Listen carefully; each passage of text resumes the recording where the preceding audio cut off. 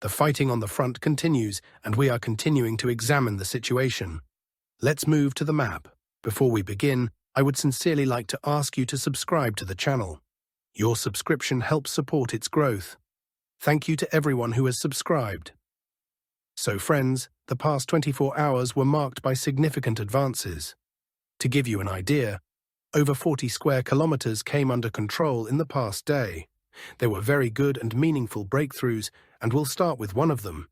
Special thanks go to the fighters of the Vostok East Group. Once again, they're showing excellent results.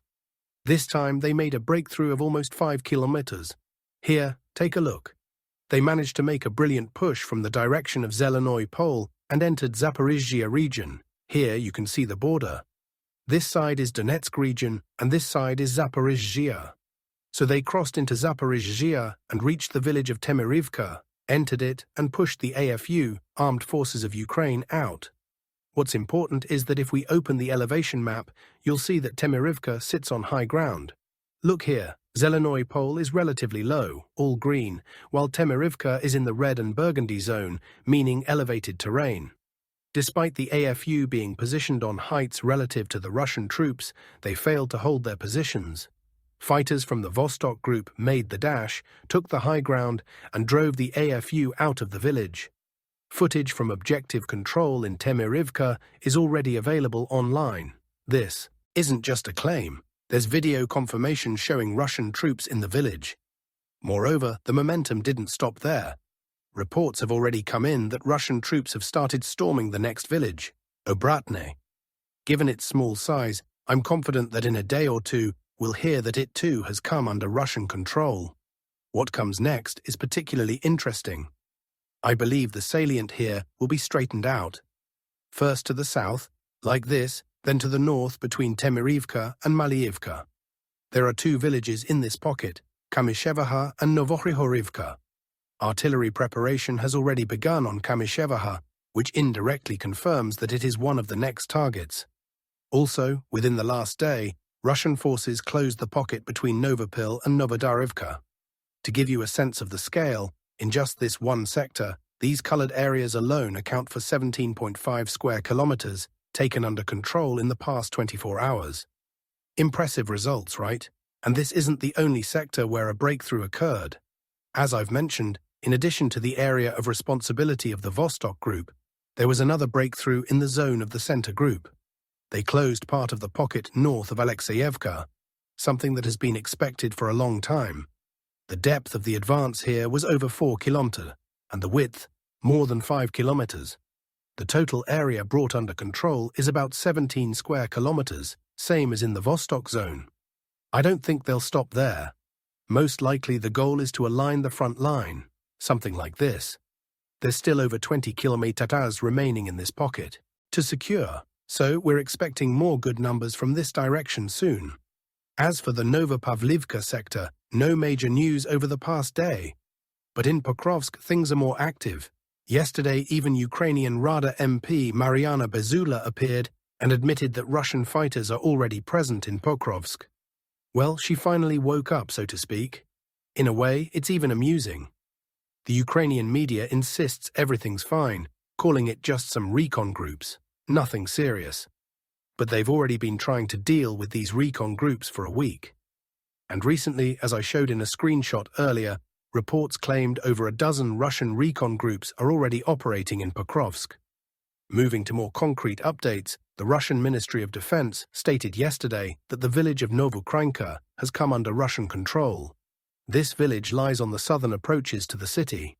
However, I must note that there's no objective control footage from there yet, so the area is not colored on the map. A soldier I was in contact with from that area hasn't been in touch for 4 days, so I cannot confirm or deny this yet. We'll leave this point open and wait for video confirmation. Things might be even worse for the AFU near Mirnohrad.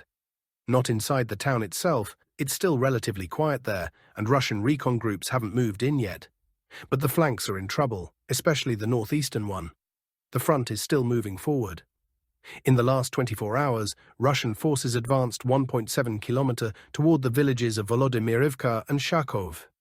I've already told you why this is important and why this direction was chosen. Through Kharkov, it will be easiest to cut off the northern supply arteries of the Pokrovsk agglomeration.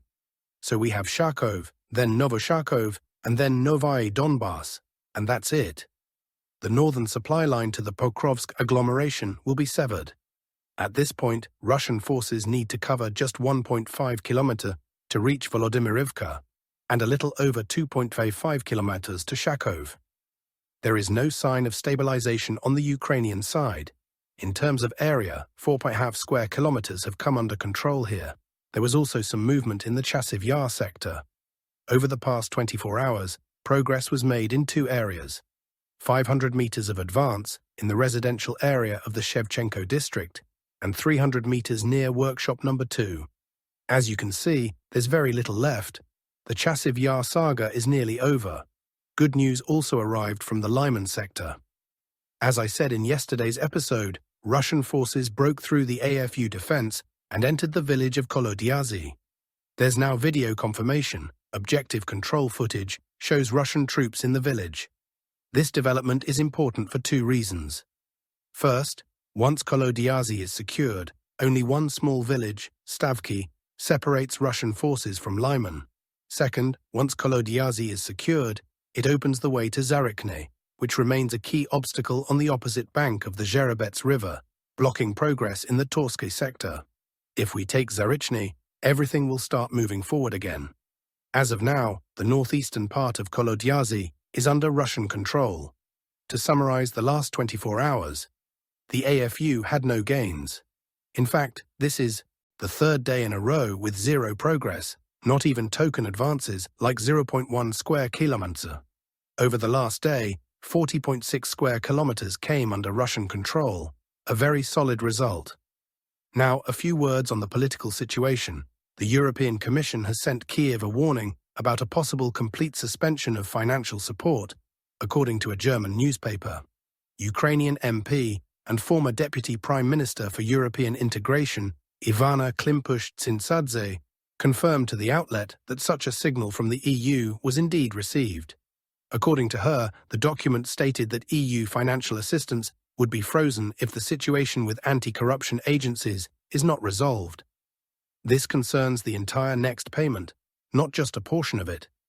Moreover, the European Commission stated that it sees no Russian influence in the anti-corruption bodies and believes the current pressure on them is a pretext for political repression. Previously, the New York Times wrote that the EU could freeze part of its aid to Ukraine. In response, Zelensky told the head of the European Commission that he had signed all the necessary laws to receive the funds. Meanwhile, the Financial Times reported that Europe's roads are not ready for war with Russia. Tanks will get stuck in tunnels and destroy bridges.